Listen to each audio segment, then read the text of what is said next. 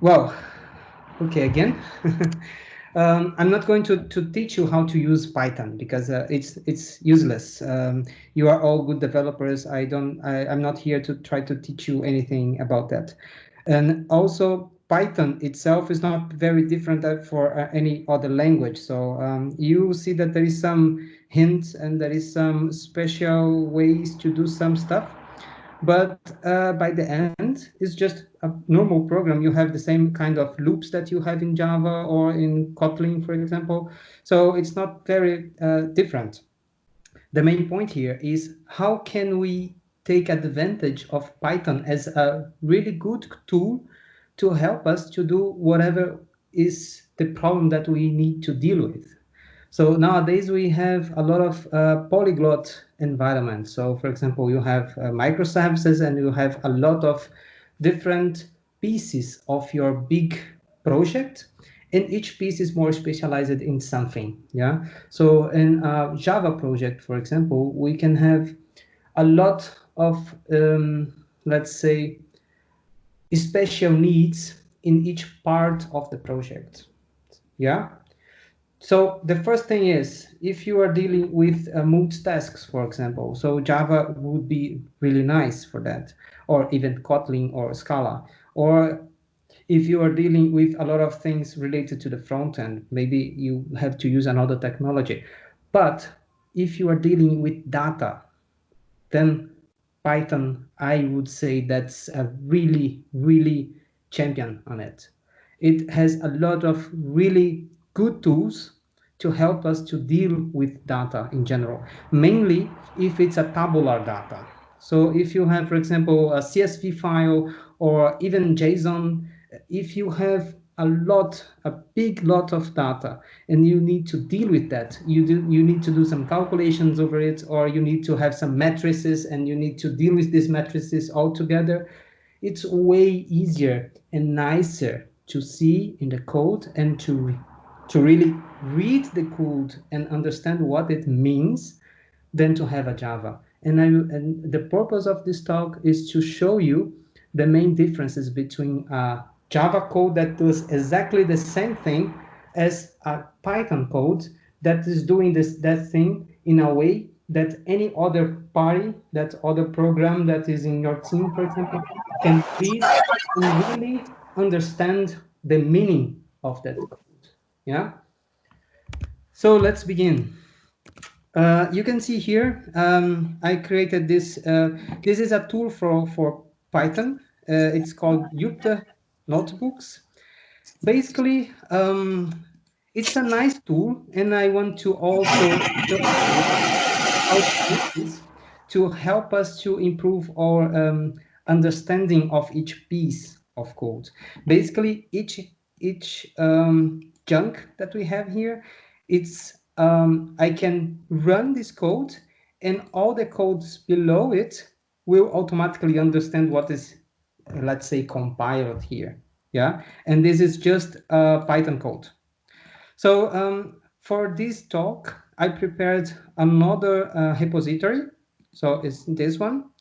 Basically, it's checking the Johns Hopkins University repository. You can find also in this repository itself. So I will share with you guys. I'm going to send it here in the chat. So you have access to the repository. You will see that basically what I'm doing in this repository is I'm going to every hour, I'm going to the repository from Johns Hopkins and checking if there is some information changed there. Why I did that? If you take a look in the repository from Johns Hopkins, you will see that there is no really good way to match a specific country, because the country has this big name here, yeah, but it's not very useful. And some countries, instead of having the name, it has like the state or province, and then it has the country code, and it's not very nice. For our talk, what I need is something more comprehensive so that everyone can just use it more easily. And I didn't want to change the data itself for it. But you can take a look in the repository, and there is this main py. As we are dealing with data, I decided to use a Python code just to clean up the data a little bit so that I can have the country in a more comprehensive way and a unique way, just to make sure that we are organizing the data word-wise instead of checking, for example, for each country or this kind of stuff. So the data that we are going to see is inside this, in the repository, there is this Johns Hopkins folder. And in this Johns Hopkins folder, there is 3 CSV files. Yeah. Each CSV file has the country here as the first column. And then for each day, it has the number of occurrences. So Johns Hopkins offers 3 main numbers for the community. One is the confirmed cases of COVID-19. The second one is the number of deaths for that disease. And the third one is the recovered people. What we are going to try to have here, I have a small Java code or a small Spring Boot application running. I'm going to share to switch to the Java one so you can see now. Here we have a small Spring Boot app, and what I have here, I have some endpoints to store or get the statistics that I'm sending to this endpoint. So what I'm proposing is to have a server that is written in Java, and I want to deal with this server and send the statistics for COVID-19 to this server and store this somehow in the server. I didn't want to have like database stuff and a lot of extra things for the server side because I don't want to deal with the server side. I want to show you how to deal with the server side without thinking about what is the program that is running behind the server. So you see that we have a Java server here running, and this Java server has a set of endpoints to deal. I also created a client code, just a main running Java code that also do the same stuff that we are going to develop in Python. What I'm doing here, I'm getting the information from GitHub directly. I'm transforming this data somehow, and then I'm sending everything to the server. And then later we can just retrieve the server to see how it is. So for the endpoint, I basically create an endpoint to get a type of data. So this type is going to be like confirmed cases or death cases or recovered cases. And the source is who is sending it. So this client code here is sending to the source Java because he's a Java code. So he's saying, yeah, I'm a Java and I'm sending these statistics for you. And what we are going to do, we are going to do the same thing, absolutely the same thing, but in Python. And we are saying, okay, this is confirmed cases from Python codes. Yeah. So that's the idea. What we are going to change in the code provided in GitHub. GitHub provides 3 main features for our data. One is confirmed cases, another is the deaths cases, and another is the recovered cases. But I thought, yeah, okay, but how many people is still sick nowadays? And I thought, okay, maybe if I have the number of confirmed cases and I reduce the death cases and the recovered cases, I can have this the still sick people nowadays. So that's one transformation that I want to have. And the second transformation is the percentage change. So let's say today we have just 2 cases, and then tomorrow we have 3 cases. It means that from today to tomorrow, we increased the number of cases in a half, so in 50%. So this is 2 things that I think that's comprehensive. It's really simple information, and for a data analysis, is too important information that we can have. So why not to give that to the server also? So the server is going to be prepared to receive these four features for the data, and also the percentage change. Okay, so basically, first I'm going to run this client. Our server is running at the moment here, so it's running on the port 8080. I'm just going to run the client code,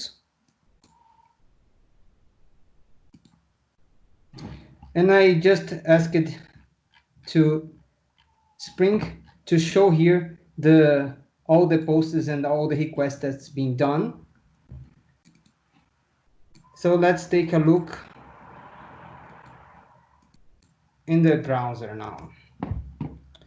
So this was the first call that I did. So API confirmed Java, and then now we have data. It's coming directly from GitHub, and it's being transformed by Java. Yeah. So let's take a look in the Java code.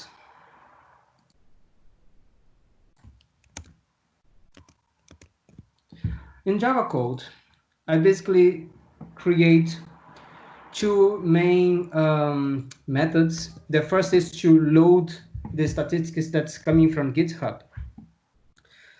I'm going through this code because I really think that it's nice to see the differences between the code that we have in Java and the complexity that we can have in the Java side.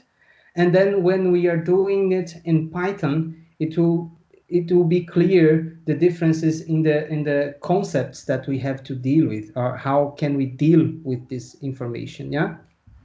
And maybe it's not the most nicer way to do here in Java, but I did try to avoid to use some libraries that don't do much. For example, to deal with the CSV, there is a couple of options of libraries that we can use, but it's just splitting the text, so it's not very interesting. So to load the statistics, the first thing is we have just a URL. So this URL is provided here. So this is the GitHub static URL, and this is the path for the specific files for each feature. So what I'm doing here, basically I'm using REST template to call the URI, yeah, and basically just read everything that is inside the response. Just that. It's not here, you see. The only thing that I need is to read the entire CSV file. So I'm absolutely sure that the endpoint has just a big chunk of text plain CSV file. So what I'm doing here, this was the nicer or more smaller way to just read the entire bytes from that plain text and just return it as a string. So that's the meaning of this small method. Explaining it turns it, I think, really easy to understand. But if you are just a programmer that's just jump inside the code, if there is not much not much information here describing what is doing, you have to wait and maybe take some time to understand the meaning of this, at least in my sense. As I did write it, for me it's easy, but I don't know about you guys. So this is how I'm reading the entire chunk. But Java is, first we need to read the content, and then I need to transform this content into an object because I need an object to treat this content in Java. So this load data is just transforming a chunk of text into a list of statistics. If you see the statistics, it's basically a country. This country has a map of a local date and rows. In each row is basically a value and a percentage change. Not much, yeah, because I came up with this thinking about how it's provided by Johns Hopkins. So it's trying to get as close as possible to the Johns Hopkins scheme for the data, yeah. So here in this block, we are just transforming the data. So I'm going to each line and splitting it, the commas and transforming the data to the proper way that I can store it inside my object. So just this. Then after I transformed everything, the next step, I said, okay, I can have already the data, so the data is there. But one of the features that we discussed before is to add some features to the data. One of them is the percentage change. So the next step, I already have the statistics for it. So I'm going to create a percentage change for that statistics. So I'm going to do a for each object that I have in my list. And for each one, I have to get the value of the first item and then compare to the item just one ahead. And then I can do some calculations to the percentage change of the second element. So the first element at all of the entire scope, there is no percentage change because obviously as this data is the first one, there is no way to calculate a percentage change of nothing because there was nothing in before. So now we can use the percentage change for the second and on. So all the other data, we can calculate the percentage change based on that. The magical mathematical way to do that is just this formula here. So this is how we are doing the percentage change.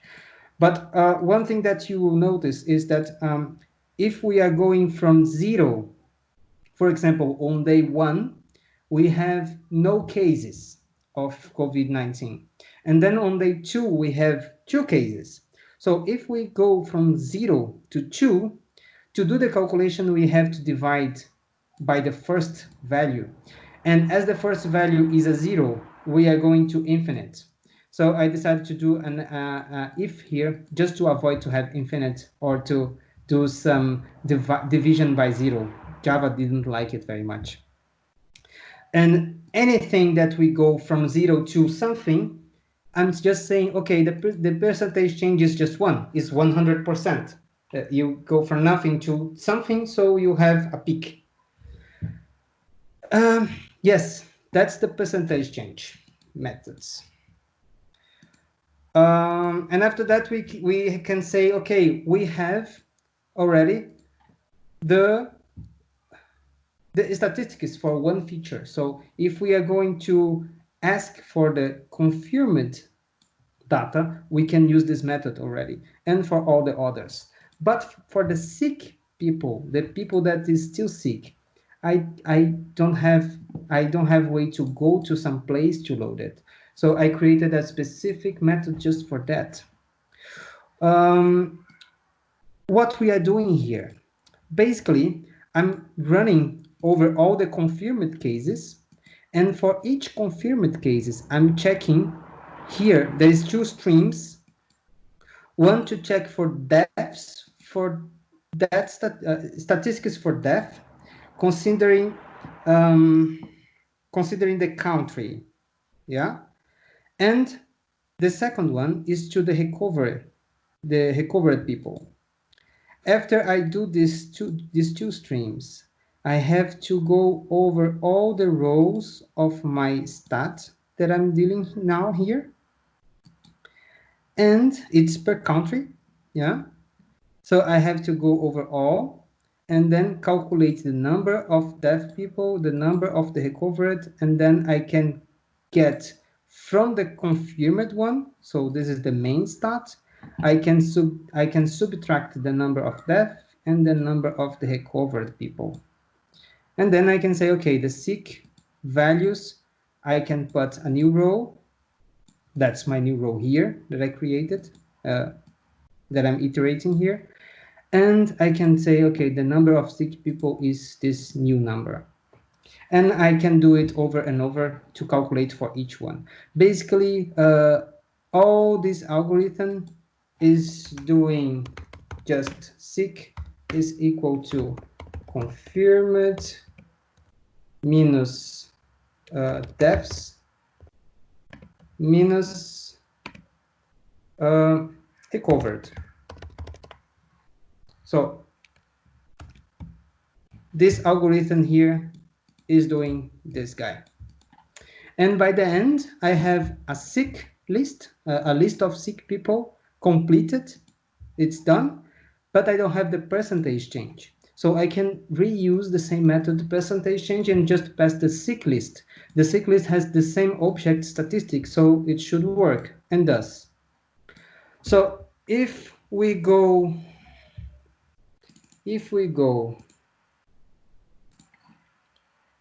to our screen, you can see here the value for a data and the percentage change here. So the percentage change is always calculated for everyone unless you don't have a percentage change at all. Yeah. And you will probably always have a percentage change unless you have no value changing from one day to another. Yeah. Okay. So this is basically the oh, no, it's not. There is still one missing part. After we do all the changes for the features itself, now I have to send the statistics to the server. Yeah, and as you know, this client code I put it just for convenience here in the same project, but it's running outside the Spring context. It's a running a standalone script to run aside. Yeah. So I don't have ways to go directly to the endpoint. So I'm using REST templates to connect also to the server. So my server has a local host. So you can see here, target service localhost API 8080. And so what I'm doing is I'm saying, okay, this is the local host. This is the name of the target. So for example, here I'm sending statistics to the confirmed endpoint. And as you know, I'm adding also the source. So I'm saying I'm Java, so send it to the Java map of data. Yeah. So I'm creating here just the URL. And for each statistics, I'm saying, okay, get the data, send via post for this data, and show the result. So that's what we have in the Java side. And as you can see here, I have just the response of the call. And this is the printout here. The result get the status code is just this one. I think that it's clear enough. So let's move on to Python now. Now you have an understanding of the proposition of the project. So what is the purpose of what is intended to have in this Python. So it's going to be easier for you to just follow up the main idea, I assume. So the first thing is we need again to see how can we get, as you see here, I just put the main big texts because just for convenience. So it's used exactly the same way as Java. So the Java side client has also these URLs. So this is references from GitHub. And this last one is our target service. So I'm using also the same convention from Java here. And you will notice that in Python we use the snake case. So we are separating the name of the variables using the underscore instead of camel case. Okay, so the first thing is we need to read data from GitHub. I'm going to use a couple of libraries from Python just to make it easier for us to read and use the calculations. One of them is Pandas. So I'm going to import Pandas here. And I need to read the CSV. So I'm going to say my Pandas always returns us a data frame for a tabular data information. It's a kind of object that Pandas uses to help us to deal with the data. So the first thing is I'm going to say data frame is going to be pandas dot read CSV. One thing that is nice, let me recall. Oh, sorry for that.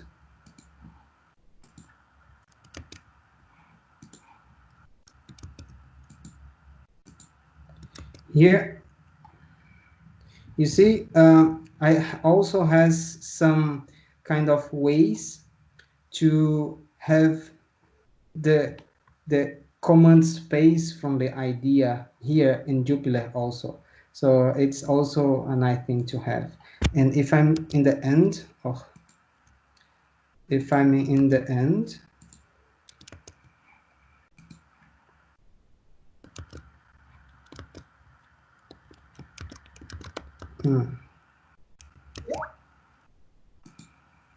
well, I don't recall the key set. Okay, but you can take a look in the documentation for everything that we can use from Pandas here. We could, for example, if at the endpoint returns us a JSON, for example, it would be also possible to read as JSON here, and it would provide exactly the same data frame object, exactly the same way.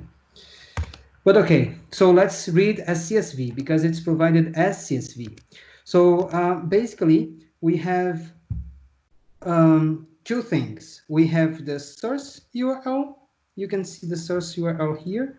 So I can say the source URL plus the file that we want to use. Let's start using the confirmed file. Yeah, but here, if you take a look, there is no. I could add it here like a slash, but I didn't.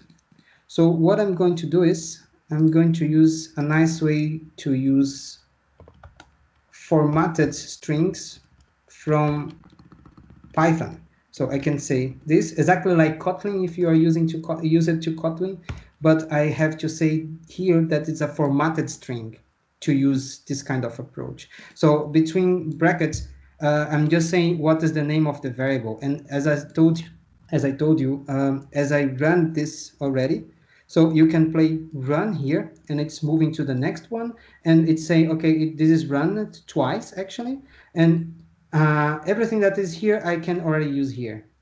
So here I'm going to use confirm it, and after that I will say, okay, Pandas, please tell me what is inside this. So I can do a head because it's a chunk of tabular data. So let's see what is inside it. And it's going to show here, like in a bootstrap kind of way, all the data. But as I said, it's just a head, so it's just going to show the top 5. But if I want to improve this, for example, I can do something like this, and it will create, for example, that 10 rows. It's just a nice way to see if you are doing the right thing, yeah, basically. But as you can see, as I'm doing a head here, you can also already see that there is some kind of indexing here, yeah? And it is an index. but I have already a country, and the country is unique, and it's more nice to see and to understand when we are dealing with data what we are meaning about that data. So for example, if I want to go, for example, for, I don't know, Austria information, it would be easier to say, okay, give me the Austria ones. And then I can say, okay, give me the AT one instead of give me the number 9. So because of that, I'm going to change the index, and I'm going to say country is actually the index. So I'm going to say the f, please be overwritten by the f dot set index, and the index is going to be country. Let's see. So now we don't have the number here, but instead we have country on a different level here, you see? This is meaning, and also country is bold. It's meaning here that the country is over control of the rows of our data. Yeah. So now I think that it's more or less more interesting to be used. One thing that it's really neat on Python, and in my sense, it's pretty nice to have, is I can easily go to visualize the data that we are dealing with. And for that, Python has a nice, really nice library. It's called Matplotlib. You have to get it installed in your pip, so in your environment to use it. But basically, what I can do is I can say, so for a specific country, give me the data. Show me how it looks like. So I can say def.lock. This is going to say, okay, give me a lock of a specific cell. So I'm going to say Deutschland, for example. For Deutschland, please plot. And if I run this, Matplot just creates this plot for X and Y, and it's saying for these dates, it's not creating all the dates because there is not enough space here, and it's already plotting the data according to the number that is provided. So it is a X, Y, so it's just easy for PyPlot, for Matplotlib to just plot it somehow. And also, I can do it twice. So for example, here, I can compare it, for example, from Brazil. And if I run this, this is the difference between Germany and Brazil, and number of confirmed cases in all the COVID-19 happening nowadays. But I can say, yeah, but that is an orange one and that is a blue one. Okay, that's nice. I can see the clear difference. And I assume that Germany is better than Brazil. Yeah, Brazil is getting a lot of cases. So I just think that the orange one is Brazil. But there is no nice way to see it here. But I also have some hints that I can give here. So for example, one thing that I can do a label, for example. So I can say label this guy as DE and label this guy as Brazil. If I run this again, okay, didn't work. Because by default, the plot execution from Pandas don't attach automatically any legend. So what I have to say is, please edit legend. So the legend should be there. And I'm plotting different ones, so I have to do it twice for each of them. And then I can say here, okay, the blue one is really Deutschland and the orange one is really Brazil. I think that it's not mandatory to have this, and it's not inside our features or everything that we are doing now, but it's a nice to have feature to see what we are dealing with and what the data that we are dealing with looks like. Okay, so let's move on. Now we know how to read the data inside Python. Yeah. So, but yeah, I should have a way to have it as a method. And Python has the def or the definition. So we can do like def, let's say load file, and this load file will receive the file origin. Let's call it origin. In Python conventions, you always have to add it, the 2 dots in the end, and the next lines should be tabbed. So we should have here one tab to say everything that we want to add it in this method. And once we are done with the method, we just go to the end, to the beginning of the line again, and it's done. That's how Python deal with blocks of data. And you can, for example, have something here like this, and then have some space and do something else. Also, everything here, as there is nothing between, then everything here is in the same block. So everything is in the same methods. Yeah. I'm going over just some hints about Python, but I'm not going too much into it. Yeah. Just to make things a bit clear. So as we defined it here already, how to deal with it, let's just copy, because it's just easier for us. So here I can copy this, and I can say, okay, this is the df, but here I just want to return the result of this set index, because this is the final data frame that I need to have. Yeah. So let's try it. So the confirmed is going to be load. I'm going to do it in a different tab. There is some key things about Jupiler. For example, if you click on Mac option enter, I'm going to automatically run the current cell and then create a new one to use, just for convenience. So here I can do a confirmed is going to be load file, and this load file is going to be this guy here. So confirmed file. But you see, it's a bit different, because here I'm waiting to have like the origin. Okay, so origin should be here. So now we don't have to pass the source URL every time. We just have to pass the origin of that file, and then done. And all the files has a field country. Yeah, so all of them should work the same way, and all of them actually has the same scheme. So they have columns with different dates of happening, and rows using the row as a country. So each country has a row, and each country has a set of columns of date with a value reference to that feature. So confirmed, deaths, and recovered people. So with this, I can just run it again. So I can run it again. I'm going to just put it here. And if I just do confirmed.head, it's here. So it works exactly the same way. Yeah. So I just put it in a more convenient way so that I can reuse it. So for example, I just can do like a Control-C, Control-V here.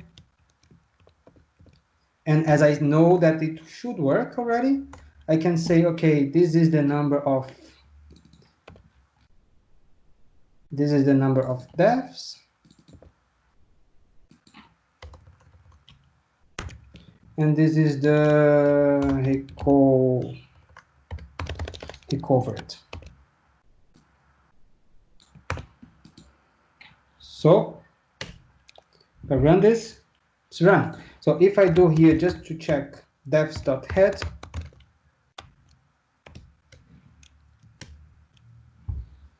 it's there. So the first achievement is how to read the data from GitHub, from a URL. So you see, it's 2 lines, and I have total control over the data that is read already. I don't have to split this data. I don't have to treat this data. I don't have to do anything. It's a data frame, and the data frame has everything. I can select by a row, or I can select a column, or I can say, okay, give me for the AG country the number of cases for the 28th of January, for example. It's just a simple select. So it's easier to deal with. Yeah. Okay. So first test. This is Sorry? kind of unfair, or? Because here Unfair. you use the library. Yes, but please, if you have any library that does exactly like this in Java, please add it here. Because I didn't found, and I did try hard to find it, and I didn't find anything. So if you have any library that does exactly this kind of thing, just add it to the notes, and I will be glad to redo this talk using the library that you provide. Because believe me, I didn't find anything like this. And Okay. Pandas is so powerful that there is some master degrees that a lot of people that does these master degrees actually says that they are just knowing how to use Pandas for the daily basis, because Pandas has everything inside it. So if you have Pandas in your head, all the documentation and everything that's possible to do with it, so you can do whatever with any kind of information. I'm not showing, and I'm not trying to sell you that Python is better than Java. I'm saying that there is a lot of really nice tools, and Pandas is, believe me, Pandas is one of them. Pandas and NumPy together. And it's just really unfair. There is nothing compared to it in other languages, and not compared to Java, compared to any other languages. It's not that easy to deal with data like you can do using Pandas in Python. That's the purpose of this talk. I want to show you how can you use this as an advantage in your life or in your daily basis. Yeah? Okay, continuing. So here you have the recovered and the deaths. It's really, I think that's really, you will show, you will see in some extra minutes, how can I get the data more in a more prepared way. Yeah. So first we need to take care of the features. One thing, uh, do you remember in Java, we firstly calculate the number of percentage change because it would be easier to do the percentage change over the object statistics. But here, it's a bit different. The percentage change, I can do it so easily that I would not care about it now. Firstly, I would try to get the sick people, because for me it's just easy. So how do you think that we can get the sick people here? Anybody has some guess about it? How can I calculate sick variable here? No? Okay, sick people is going to be confirmed less deaths, less recovered. You remember in Java how it was? So here I'm doing this and it's done. If you take here sick.head, there it is. This is the sick people. And if you think that it's not, we can take a look. So here we can see, for example, print deaths.head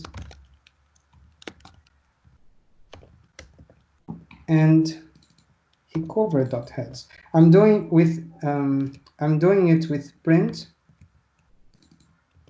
because if I just do head, this command actually has an output, and what is going to be here is the output of the last command.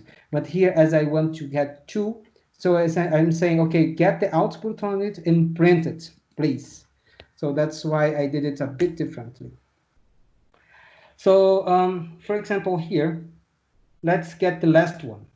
The first country and the last line. So here, the last option is 52 for the deaths. And here,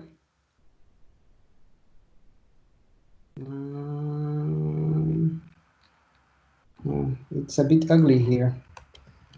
Let's do it differently because it's not nice to see. So this command is going to run here, and this command is going to run here. Okay, so here we have the confirmed cases. Let's go to the end. So we have 85.5. This we are going to the end, so we have 52. So 85.5 minus 52, it's 803. And the recovered, if we go to the, you see, it's ordered by country automatically. So I'm getting the same country every time. The number of the recovered is 802. So 803 minus 802 is just 1. So if we get the sick and we go to the end, so it's just 1. And it's already calculated for everyone. So it's just, this is exactly confirmed, less deaths, less recovered.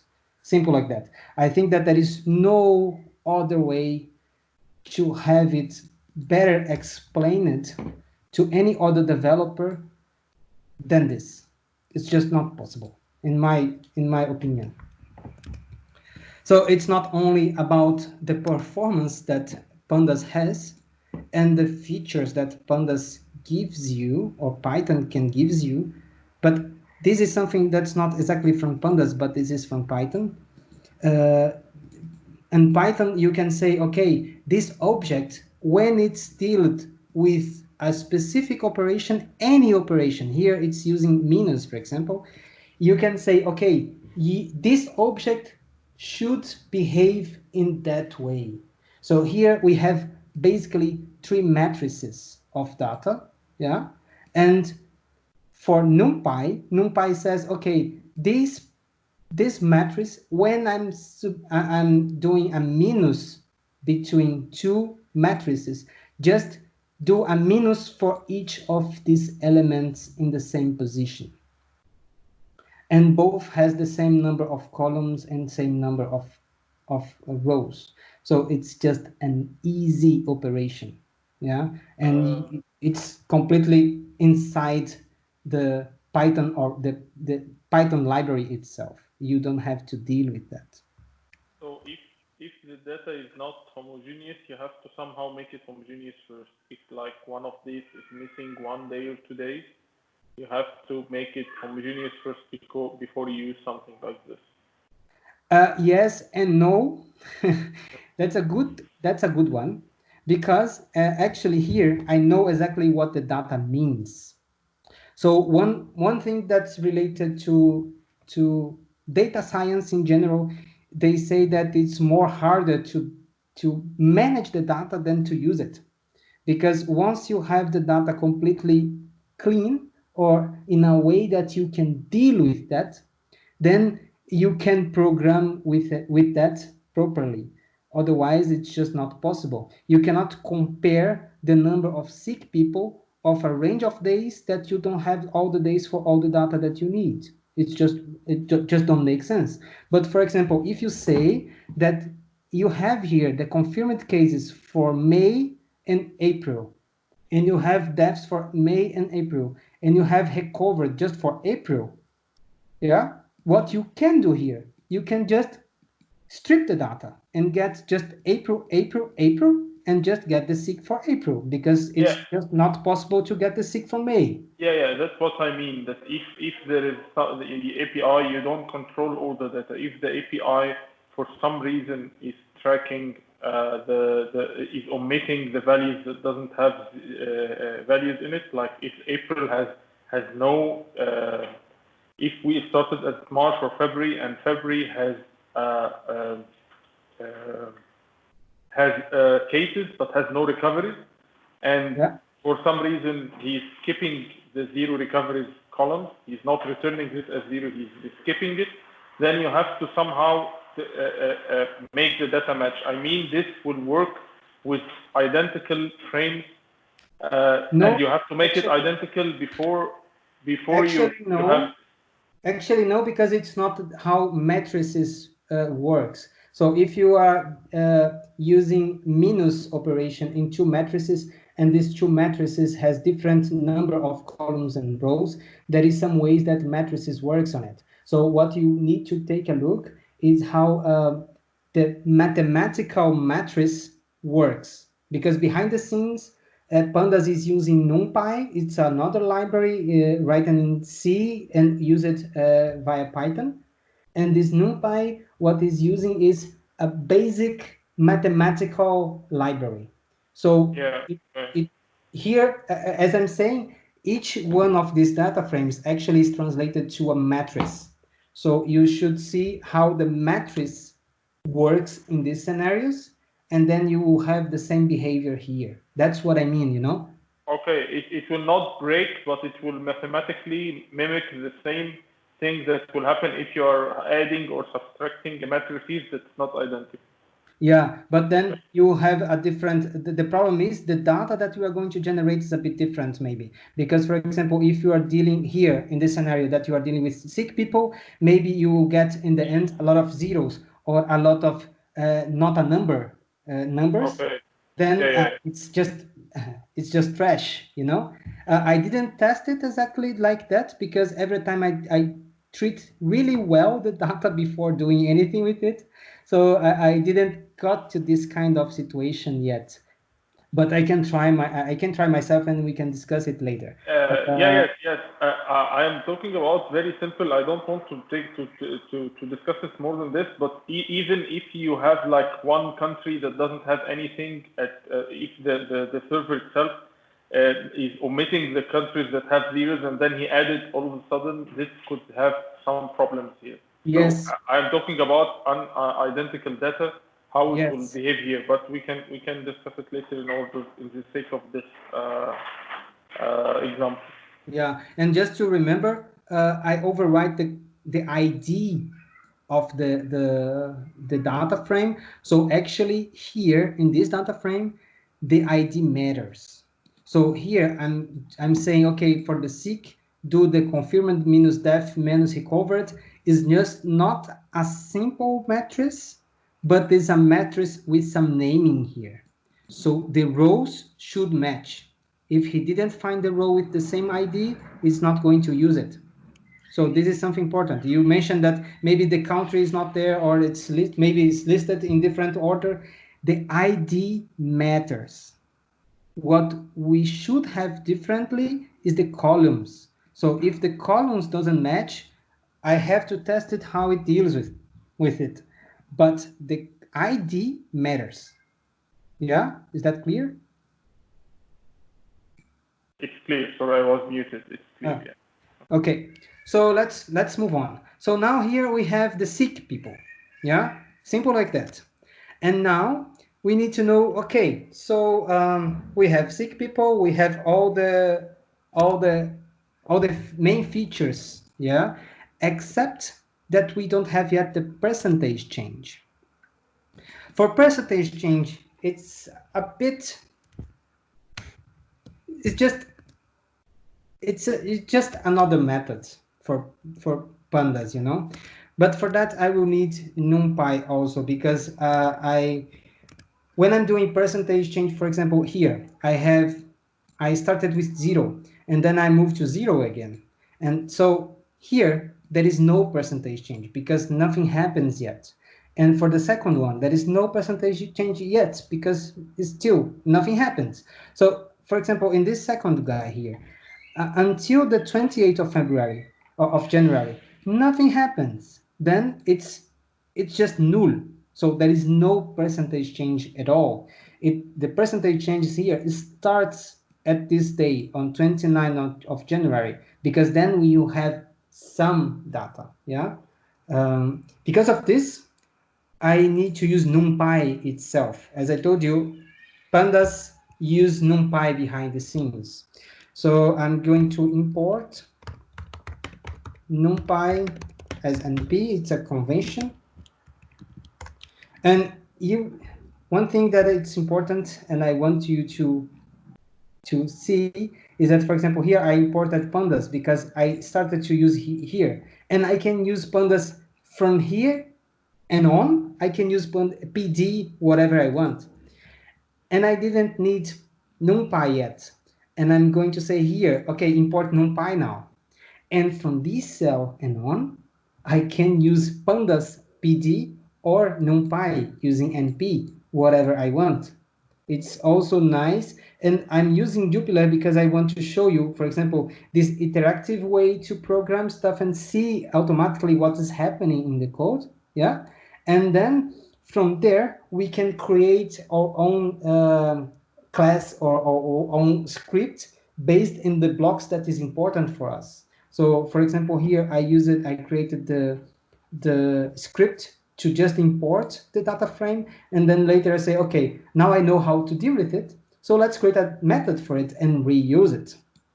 It's a nice way to program and a nice way to really test everything. And another important thing is I can say this is not a code, this is a markdown.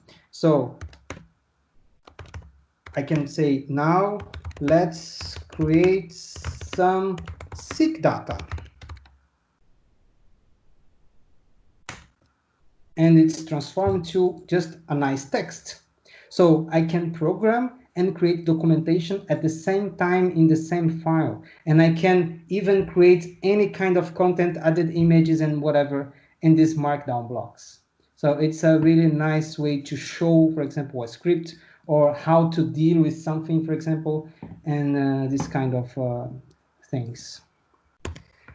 But okay, coming back to our, it's almost done, yeah? So now we need to do the percentage change. So let's call percentage change. Let's do the percentage change for the confirmed cases. So confirmed dot pct change.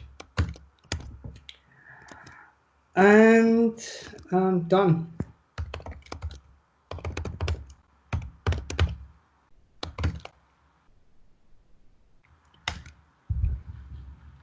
There it is. But there is a problem here.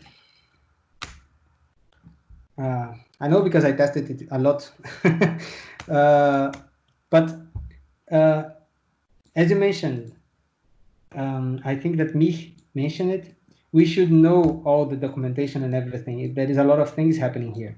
And one thing here is that actually what percentage change do the task is not related to the columns, but related to the rows. So there is some inconsistencies that's going to happen here. For example, you can see here already, there is a minus. It's minus because it's going from top to down and say, okay, here it's none, not a number. And then suddenly it goes to infinite. And then, okay, so from none to infinite, it is now -1. Wow. Okay, that doesn't make any sense. But for that, what is happening is we have columns that should be rows, and we have rows that should be columns in the percentage change way of viewing the data. Yeah, but for that we can do something really complicated. We can just transpose the data. There is also some shortcuts for it, but we can just simply transpose. What does that? What is that doing? Let's take a look. So here we can do just transpose.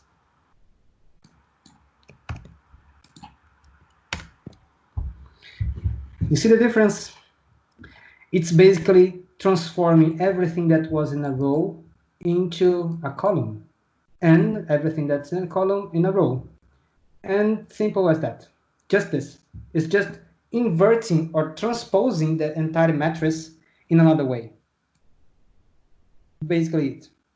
So for the percentage change code, what I need is I need to get the confirmed data frame, transpose it in a way that I need, and then calculate the percentage change over it. Let's see how it is now. Now it's way better because it's none, and then it's moved to infinite, and then it say, okay, for now it's 0.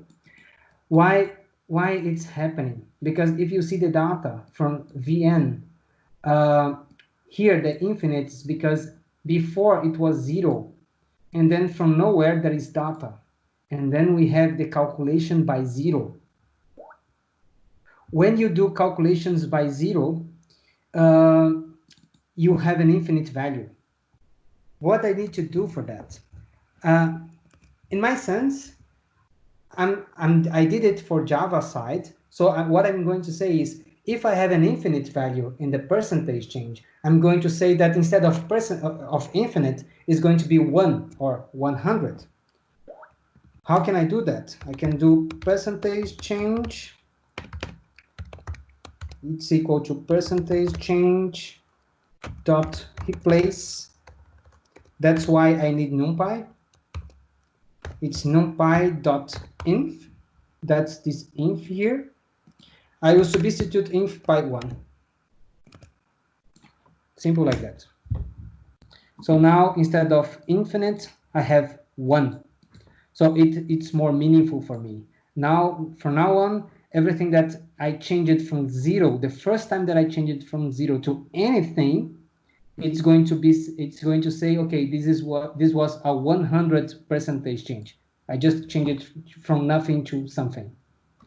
So this is how the percentage change is programmed in Java side, and that's why I did the same thing here in Python. Yeah. And just for notice, we can also do the plot here. So we can do percentage change, but here, instead of the country being an ID country, here now is a column. So I can reference column just using the brackets. So I can say DE, for example, yeah, and I can say, please just plot it. And here you can say the percentage change for plotting. So you see that in the beginning, some time in the beginning of the threat of the COVID-19, the change from one day to another moves even to 3 times the number from the day before. Yeah. So this is how you can use a plot to help you to analyze your data or to see it how it's working at the moment. So okay, so we have already how to get the percentage change, but I need to get it in a way that it's more like we need to get it for every feature. Yeah, so let's create here inside here the def for it. So we have def calc percentage change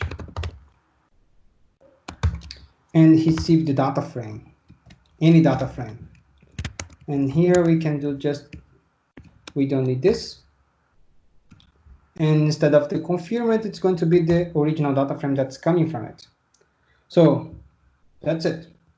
Instead of just saving it again, we're going to return it. Done. We have a method that calculates the percentage change.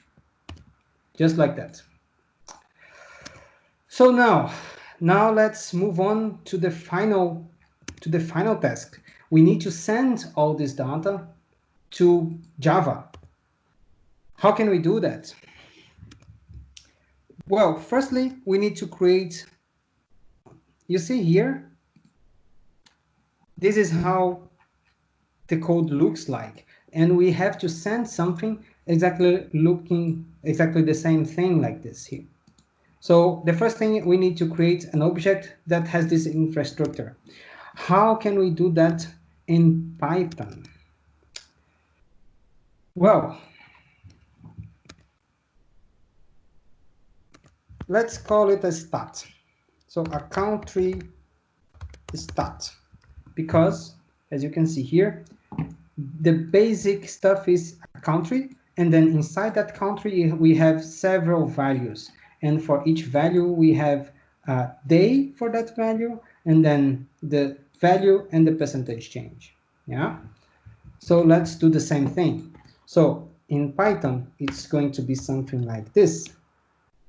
it's this structure in Python is called dictionary, and we can do it using dict like this, or more simply in a more simplified way, we can just do square these brackets. And in our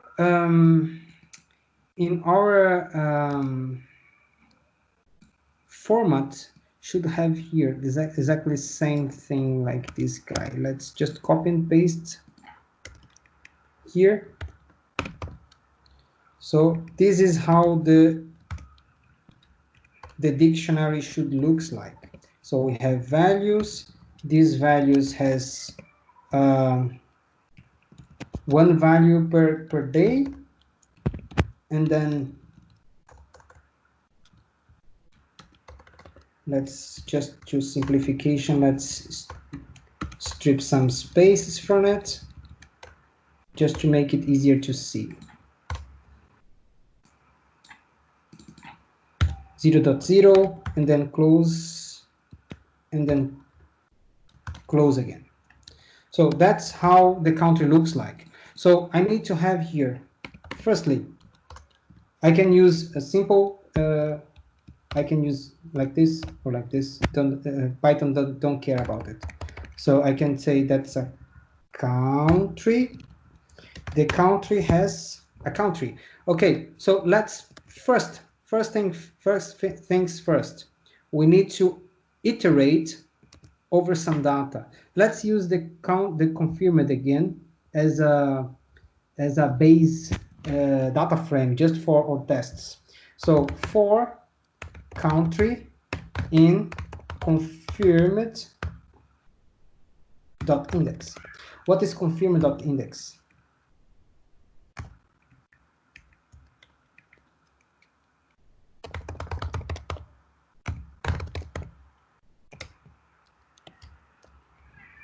You see, basically, as before here, you see that we have the index here in the first column. So I can say, okay, please just give me the index of that data frame, and then I have a list of it. And in Python, I can easily iterate over an index or over a list just using in operator. So everything that's inside this list is going to be the country for each iteration. And then I can say, okay, create this using country and print it.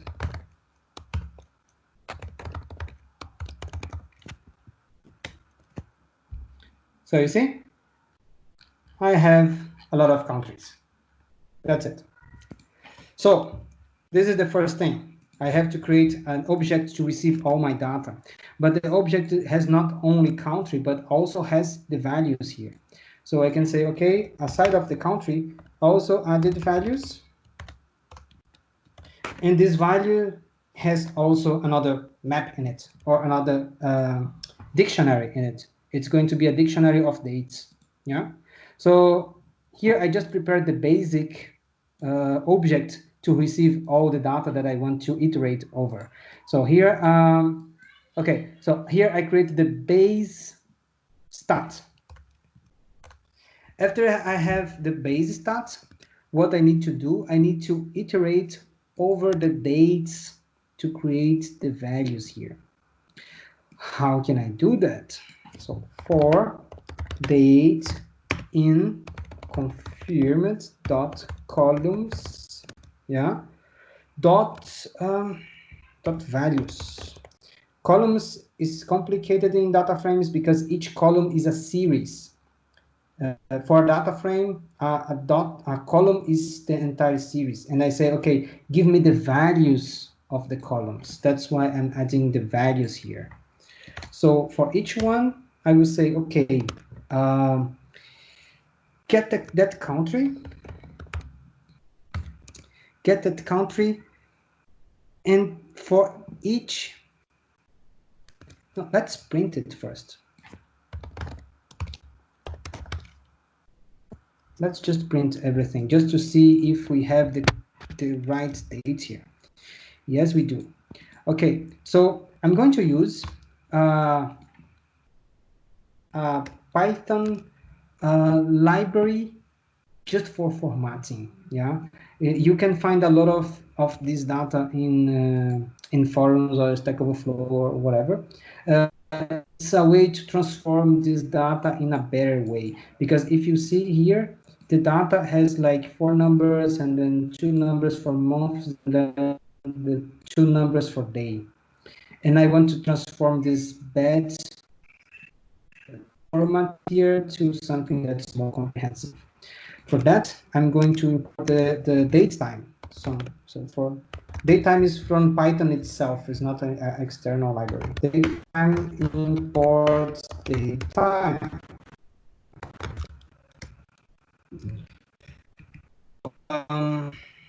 Let's say formatted dates is equal to date time dot. I have it somehow here. That saves time.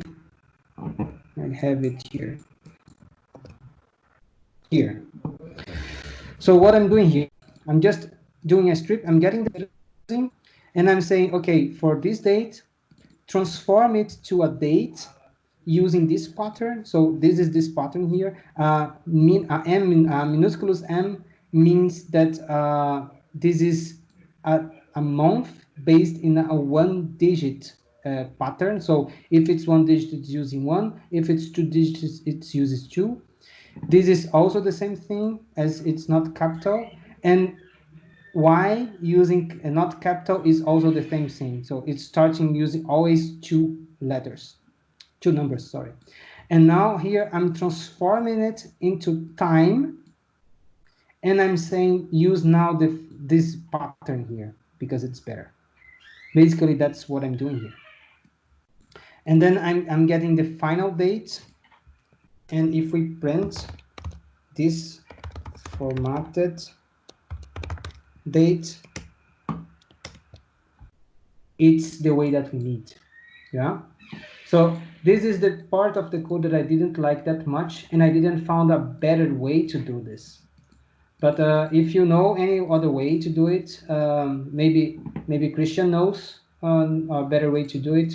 So let me know that I can update the code to be a bit more comprehensive. So now, okay, we have the formatted the formatted date.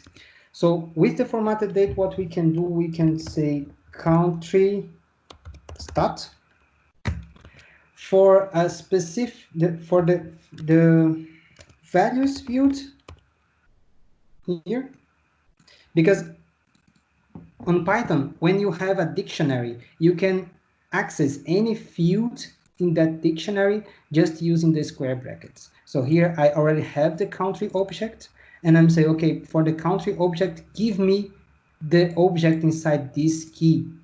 So I just created the one, and I didn't added anything. I just created a default dictionary inside it. So it expects to have another dictionary inside. And what is going to have in this dictionary? First, I need a key for that dictionary, yeah? And for this key, this is the key, the formatted date, and I can say here, as I have a dictionary here already, I can access again the key here. So I can say, okay, this is going to be the new key for this dictionary. I don't know if it's easier for you to see that. Let's add some just a default value here, and let's see how it looks like. So here I'm going to print country stat.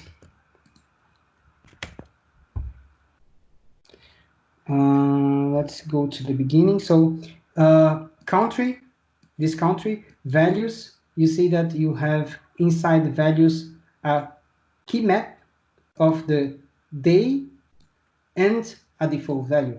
And we have a lot of days with just defaults. So it's already behaving exactly like this, but just until the day level. Yeah. So using this, as the default, as the basic approach, what we need two values. According to this, we need the value and we need the percentage change. Yeah. So I'm just copying this guy here into here. This is the way that I need. So I need firstly the value and then the percentage change. For the value is coming directly from the confirmed one. So I'm going to say confirmed for that date. Data frames, it's always column and then index. It's always like this. And then you can access any attribute of a data frame, putting the map of the column that you want to access and then the index. So here I'm going to access the date column, and then the index is going to be the country that's coming from here. So this is going to be the value. Simple like that. And I need the percentage change, but I didn't have the percentage change yet. Let's create the percentage change for each of our features. So I need PCT confirmed is going to be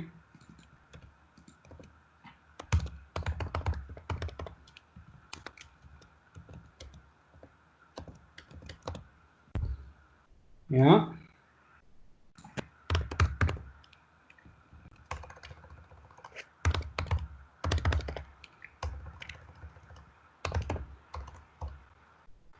Confirmed deaths recovered and sick. So here we have sick, here we have recovered, and here we have deaths. So it's done. And now we have the PCT confirmed, so we need to get the PCT just to have the same naming that we have here. So PCT change is going to be the PCT confirmed, but remember that we transpose the matrix here in the PCT that we created. We didn't transpose here. So actually the column and index is just inverted. So first we have the index and then we have the column.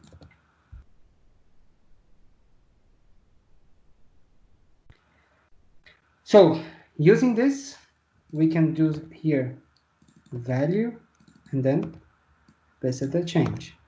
Let's just see how it looks like. Sorry. So here we have country and then we have value 0 and then percentage change none. Okay, we have a lot of nuns, and here you have percentage change and then a big float value. Okay, we have the right percentage change for that attribute, but we still have one small problem here. The first one is the none is not recognized by JSON. JSON just don't know what is this. So we need to transform this into a null. There is no null in Python. There is none. And it's recognized exactly as null. So the first thing is we need to transform this data just a bit. And how can we do that? And also, this 0 here, the value actually is a NumPy integer 64. It's a big integer.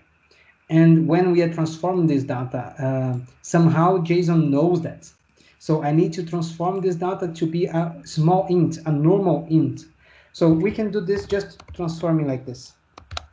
Done. The problem is to transform the PCT change. If we have a num is a float. So if I just put it float here, it's not going to do anything. And I need to remove the value entirely. How can I do that? Well, I have in Python a way to discover if this is a num. Yeah, thank you, Benedict. I can just import math. Is a library from Python, and what I can do is here I can use a small Python way to do some stuff.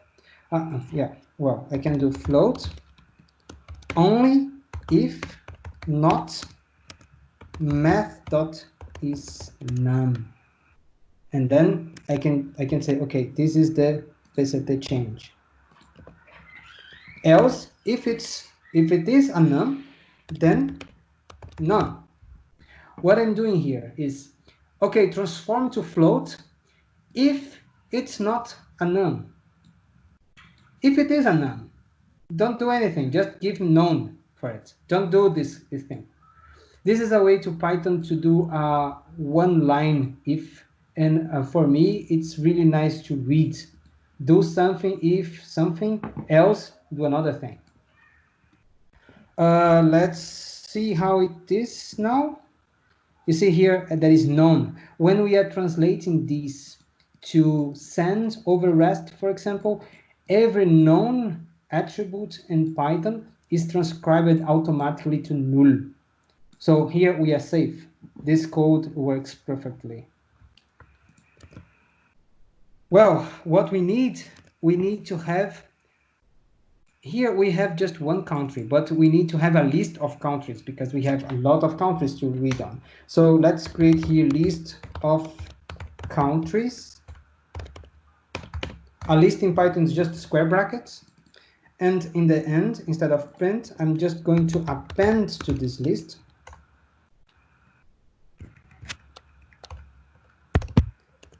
And I'm going to transform all of this into a method. So def load data to send, whatever. Receive here the data frame that you need to do, and the PCT data frame. That's the two things that we need. So the data frame, we can just transform the country, everything that's confirmed, we can substitute with the data frame that we are dealing with, done. And the percentage data frame, you can substitute also, it's just use it here. And here you have the data frame. So you see, it's done. We programmatically create iteratively the method and all the algorithm. It's everything working, and you know that's going to work. But at the end, I just round the code using def, and just using one tab to edit everything in the same def. This is done. Now, what I can do, I can say, okay, give me the confirmed JSON. Yeah, because it's a kind of JSON already. Using this method, you have to pass the confirmed data frame and the PCT confirmed data frame. If we just open this guy,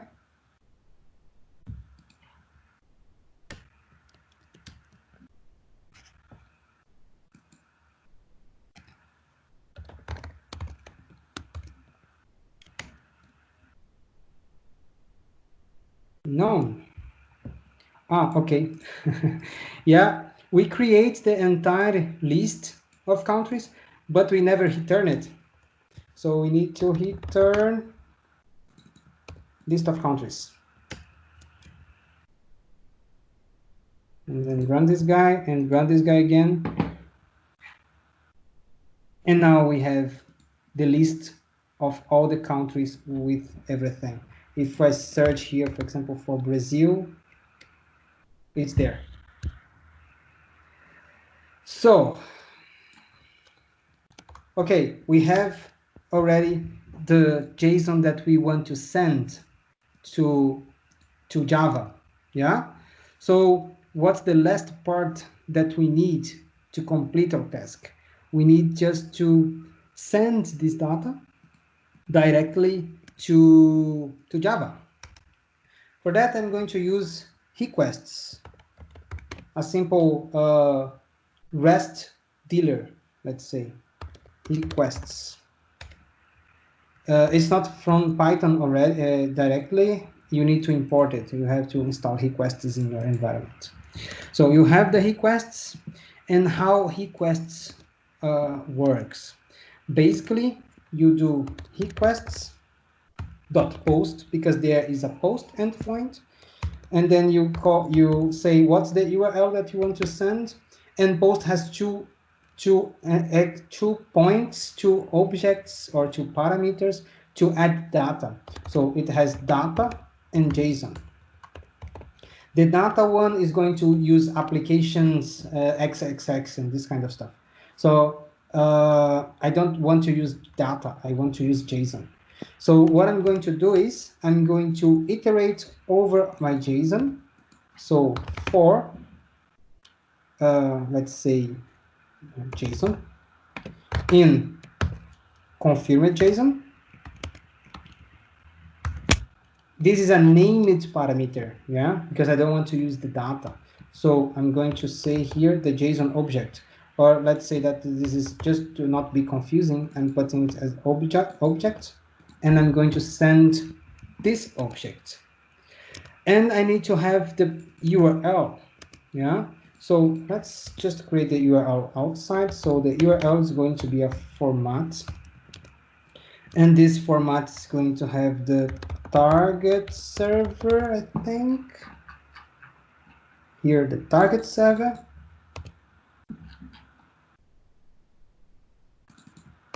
Target server. I'm going to send it to confirm it. So it's confirm it, and it's from Python. Just to show that's from Python. So here I have from Java. Let's take a look if we have something on Python. We have nothing. So confirmed Python, this is the target, this is the object that I want to send, and we are going to iterate it over all of the responses. And I want to print it, just to have something. How can I print it? Let's do something like this. I will just print this guy. Let's see. So this is the response from each call. So 200, 200, 200. If I come here and just, yes, we have everything. So it works. If you want to have more things here, there is a just as an extra, because actually here in this moment we have everything done. What I should have, what we can do extra is to iterate over all the features, just to have all the other features, but the algorithm is the same. What we can do here to improve it a little bit is to try to get all this and to know how many 200, for example, we get. Yeah, and for that, what we can do is we can do list comprehensions. It's a nice features from Python, and basically we can say here we can create a generator using send this object. I'm going to remove the URL, so the URL is going to be outside, and my for is going to be placed inside my generator. So you see, request a post on that URL for this object for each object in my JSON. That's what I'm doing here. I don't know if it's nice for you. For me, it's pretty nice to read this operation, this generation operation. And I can also say, okay, this is the response.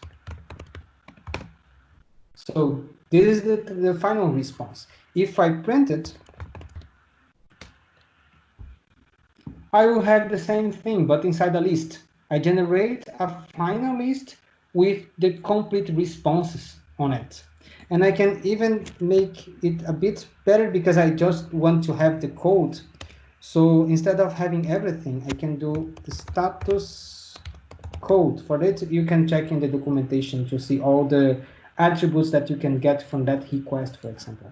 If I run this again, I just have the numbers, but I don't have the number of elements that's 200. Yeah. So I can also do another comprehension on it. So I can do something like this. I can create a map, and this map is going to have a count. Yeah. This count is going to have the response dot count for that specific count. Yeah. And this is going to happen for C in response. Let's see how it looks. What I'm doing here, for each element in my response list, please count the number of occurrences in that response. So count is counting the element that's providing in that list, and store it in the key C. That's what I'm counting now. You see, I didn't try to do it in Java, but I think that is a bit more complicated than that. That's the end. You can see that I sent everything here. So you have two endpoints, one from Python, one from Java. Both has just one get and one post to the same endpoint. The post is just overwriting all the data, and the get is just reading the data back just to check. And you see that you can do both in Java. Obviously, you can do whatever we want in Java, but you can also do it in Python in a really easy way. I don't recommend Python for really a more thread-specific thing. For example, if you have a lot of things to do at the same time, for example, if you have a really big server to deal with a lot of requests and etc., Python is not your guy. Python is really nice. You can do whatever you want with Python also, but it's not created to deal, or maybe it was created in the beginning to deal with that, but in my sense, Java just do it way better. But if you have to deal with specific problems related to data itself, or you need to have to deal with data or to treat data or to calculate things over data, man, Python is really great, and it can help a lot with this task. So I hope you all enjoyed, and I do think that you can use Python not to overwrite your Java skills or your Java project, but maybe you can use Python to be another tool that you can use together with all your environment and to help you to deal with, for example, some data problem or some big calculation of something that you need to calculate, or if you need to deal with some specific tasks. And it's more like in an asynchronous way, maybe, because I know that it may has a lot of guys working out there just with Python that does a lot of really heavy stuff. But in my perspective, until now, until what I did with Python at the moment, Python really can help fast to have a really nice code with a nice code base that can help you and your team to understand the problem and understand what is done in the script, and deal with that in a fast way. So you have a fast way to program it. Everybody should understand the program really fast. It's more easy to read in my sense. And you can do really heavy stuff related to data using Python. I hope that all of you enjoyed the talk, and I'm sorry to have such a long talk. I will try to do it more shorter next time. That's all. Thank you very much.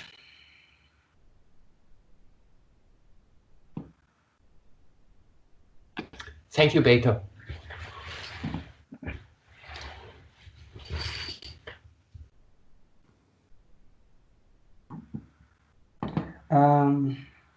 Vincent, are you there? So, thank you, Beto. I'm here. Yes.